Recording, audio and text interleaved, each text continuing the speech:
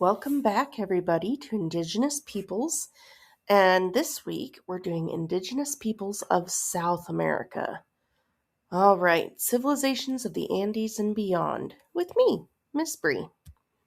For those of you who haven't met me, my name is Miss Bree, and I'm an educator, a farmer, an illustrator, a singer, and a proud grammar nerd. Welcome to the Farm School.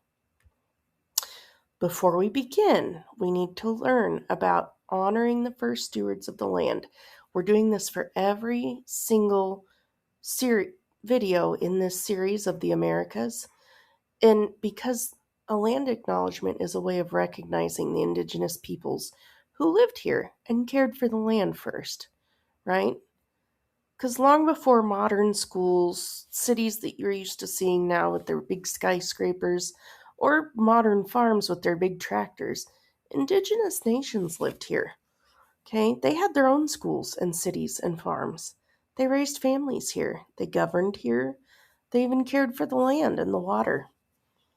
So, a land acknowledgement is a small but meaningful way to recognize that history and to remember that indigenous communities are not gone. They're still living, leading, and preserving their cultures today. Now, even though we're talking about South America today, I'm going to do a land acknowledgement example for my area, which is on the Kansas-Missouri border in the United States of America, which is in North America. Okay? So this way you can at least see what it's supposed to look like, and then when you're learning about things, you can create a land acknowledgement for your area. Okay, so let's go. We acknowledge that we are learning and living on the traditional homelands of the Kansa people. In fact, did you know that the state of Kansas is named after the Kansa people? Yep. Also, the Osage, the Missouri, Shawnee, Delaware, Kickapoo, and Potawatomi also lived, traded, and traveled here. We honor their history, resilience, and ongoing presence. We recognize that this land was taken through colonization, and we commit to learning respectfully and supporting indigenous communities today. You have to remember, these nations were not simply tribes of the past. They are sovereign governments today, with citizens, leaders, and communities. Right? So when we learn the names of the nations who lived here first, we're showing respect. When we learn about their cultures and challenges and achievements, we are strengthening our understanding. And in order to respect these people, we must begin with remembering what happened. Okay, so let's get started on South America. So before cities with traffic lights and before modern countries had borders, because as we know, modern countries have changed quite a bit over the years, and even before modern maps were drawn on computers, even by hand, really, South America was already home to thriving nations. They had their own cities and their own countries and their own maps. From the snowy Andes Mountains to the thick Amazon rainforest, down to the windswept plains of Patagonia, indigenous peoples built communities, shaped landscapes, and developed cultures that still live today. This is not ancient history. This is living history. South America is one of the most geographically diverse places on Earth. The Andes Mountains stretch like a spine along the continent. The Amazon rainforest spreads wide and green. There are deserts, high plains, grasslands, and even river systems. Each environment shaped how people lived. In the mountains, farming required creativity. In the rainforest, knowledge of plants and animals meant survival. Geography was not an obstacle, it was a teacher. And yes, that is a llama, because why not? Now let's talk about how people even got here, right? How did people even get to South America? Well, there's several different migration theories, okay? Because, as we know, the majority of people originated in, kind of Africa, Mediterranean area. So how did they get here? Well, let's talk about it. Long, long ago, tens of thousands of years before any written history, the very first peoples began a remarkable journey to the lands we now call the Americas. Now, one of the oldest ideas that scientists have is about a giant pathway that once appeared when Earth was very cold and much of the water was frozen into ice. This was called the Ice Age or the Pleistocene era. Because the oceans were lower then, a huge stretch of land called Beringia connected Asia and North America. People, following herds of animals and looking for new places to live, could have walked across this land bridge into a brand new world. But as scientists learn more, we find that the story might be even more exciting and complex. Archaeologists have found evidence, like ancient sites in South America, that are way older than expected, suggesting people may have arrived way earlier than once thought and by different pathways. Some researchers think that early travelers might have used boats along the Pacific coast, moving from island to island, or following rich coastal resources as they went, arriving in the Americas by water as well as by land. There's even a rare idea that ancient people could have reached the Americas from the east across the Atlantic Ocean long, long ago. This idea is very controversial and isn't supported by most scientists, but it does show how curious people are about how the first Americans arrived. There's also the indigenous people's oral traditions, and that means they're spoken traditions that they've passed down through generations, okay? So each nation has their own theory, their own belief, their own concept of how they arrived in the Americas, okay?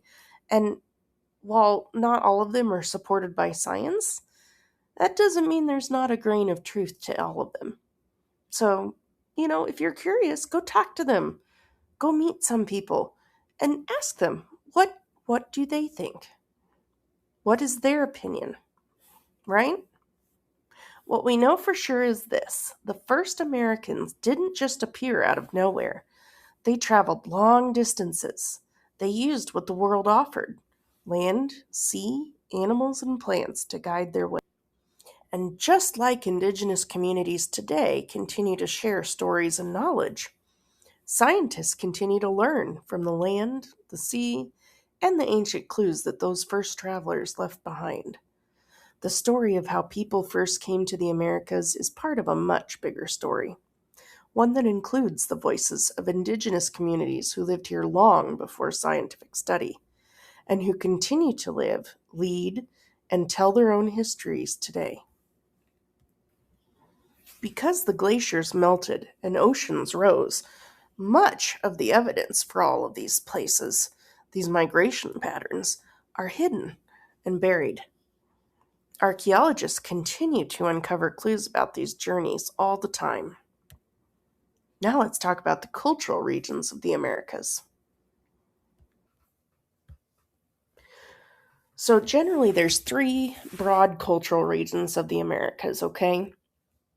And they're grouped by their climate, so what the weather is like, their geography, what the land looks like, and their local resources, which is just what's available. They're already grouped by North America, Middle America or Central America, and South America. We've already covered North America and Central America, so today we're going to talk about South America. All right, you ready? Let's go. So first we're going to talk about the early cultures of Southern America, right? More than 12,500 years ago, and possibly earlier, the first peoples arrived in South America. They didn't arrive all at once. They traveled in waves. Some followed coastlines. Some crossed mountains. Some may have moved through river valleys. They adapted to everything: icy southern lands, high mountains, tropical rainforests. They were explorers, innovators, and survivors. South America became a place of incredible cultural diversity. As farming improved, societies became more complex. Leadership roles developed, trade networks expanded, art and spiritual traditions flourished. Different regions developed distinct cultures, including the Moche, the Nazca, the Tiwanaku. Each contributed knowledge, architecture, and art to the continent's story. So let's talk about some of them. The Inca Empire is one of the most well known empires in South America. Not for nothing. They are an amazing civilization. So let's talk about them. So by around 1400 CE, so Common Era, which means 1400 years after zero, right? So not before the Common Era. We were talking about now in the Common Era. One civilization rose to great prominence, and that was the Inca. The Inca built an empire stretching along the Andes Mountains.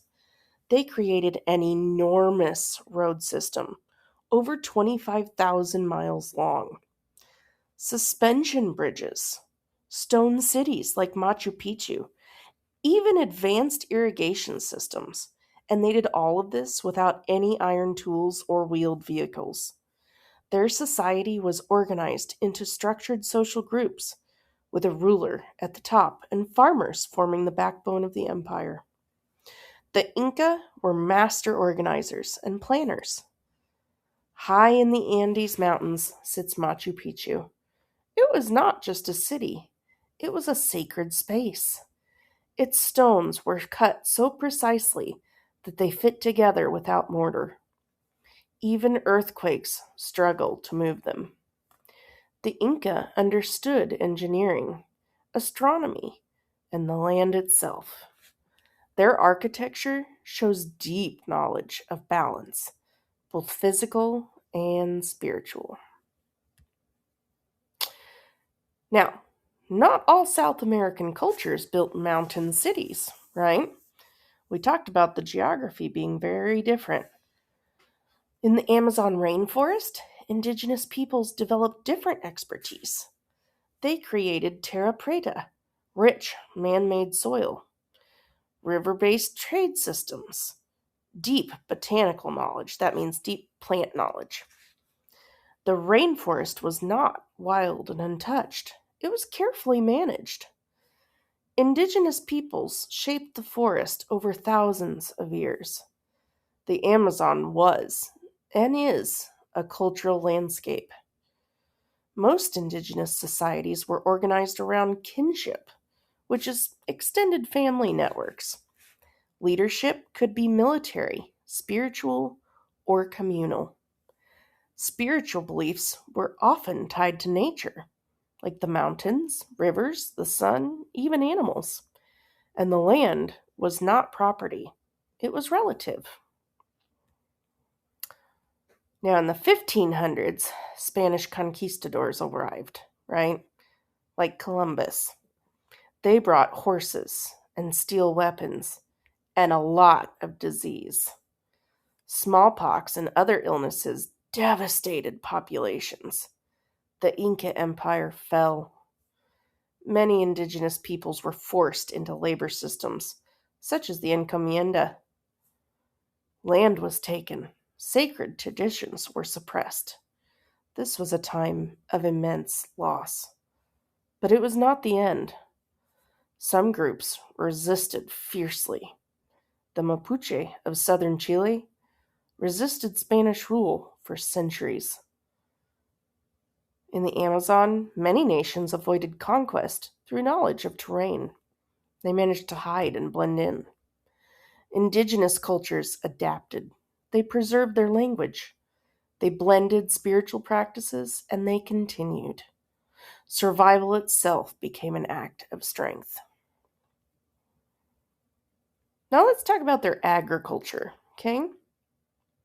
Over time, indigenous peoples began domesticating crops, just like they did in Northern and Central America. However, South America, they cultivated things like potatoes, quinoa, peanuts, and squash. Did you know potatoes were cultivated in South America first? Yep. The potato alone would later feed millions across the world. Farming transformed societies. Instead of constantly moving, people built permanent villages. Communities grew stronger. Leadership systems developed, and culture deepened. Agriculture was not just about food, it was about stability and identity. I mean, just imagine standing on a steep mountainside. How could anyone grow food here? Well, the answer was terraces. Andean peoples carved flat steps into mountainsides, and these terraces provided a whole bunch of opportunity, right? They prevented erosion, they captured rainwater, and they created little microclimates for crops. It was engineering in harmony with nature. They didn't fight the mountains, they worked with them. They worked with what they had, and they were ingenious. So now let's talk about some major indigenous cultures. And keep in mind, this is by absolutely no means a comprehensive list.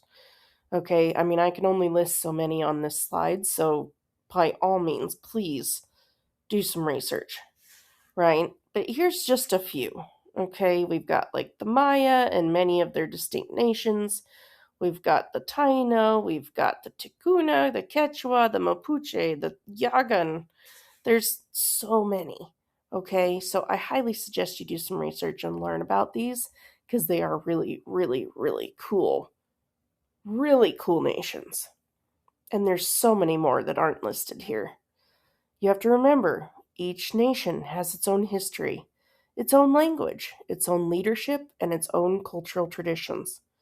Indigenous peoples are not one group. They are many, many sovereign nations. Today, South America is home to the Quechua, Aymara, Mapuche, Yanomami, Guarani, and many others. These are not ancient peoples frozen in time. They are farmers, leaders, teachers, activists, and scientists. They protect rainforest land. They advocate for water rights. They revitalize language and culture. They continue to shape the future of the continent. And when we study Indigenous South America, we learn how geography shapes culture, how innovation can grow from challenge, how colonization impacted societies, and how resilience carries cultures forward. This story is not only about the past, it is about ongoing sovereignty, survival, and strength. So, we're going to learn from what we just went over, okay? And we're going to talk about some discussion questions that I want you to take with you and talk to a friend or a partner or a teacher or even just your parents or guardians, okay? The first one is, how did the mountains shape Inca society? Why were they important? What did they do? Next is, what farming techniques were innovative? What did they create that was new for farming? Right? Why is the Amazon important? Okay? Why is the Amazon rainforest so important? And last, how did colonization change society in South America? Right? Now, there's one other question that I want you to take with you, and that is, how can we show respect to our Indigenous communities today? How can you personally change the future? All right? So thanks for coming today, guys. I hope you enjoyed that video, and I will see you in the next one. Remember, subscribe, keep in touch, and I'll see you in the next video. We put them out every day.